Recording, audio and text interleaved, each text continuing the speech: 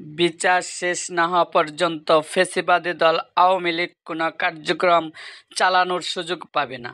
বৃহস্পতিবার অন্তর্বর্তী সরকারের প্রধান উপদেষ্টা ডক্টর মোহাম্মদ ইউনূসের নেতৃত্বে উপদেষ্টা পরিষদের বৈঠকে এই সিদ্ধান্ত নেওয়া হয়েছে। এছাড়া ক্ষমতাচ্যুত সাবেক প্রধানমন্ত্রী শেখ হাসিনার বাসভবন গণভবনকে জুলাই গণঅভ্যুত্থান স্মৃতি জাদুঘর করার সিদ্ধান্ত নেওয়া হয়েছে। উপদেষ্টা পরিষদের বৈঠক শেষে সন্ধ্যায় রাজধানীর ফরেন সার্ভিস একাডেমি এক সংবাদ সম্মেলনে এ তথ্য জানান যুব ক্রীড়া মন্ত্রণালয়ের উপদেষ্টা আসিফ মাহমুদ। তিনি বলেন, গণভবনকে জুলাই গণঅভ্যুত্থান স্মৃতি জাদুঘরে পরিণত করা হবে।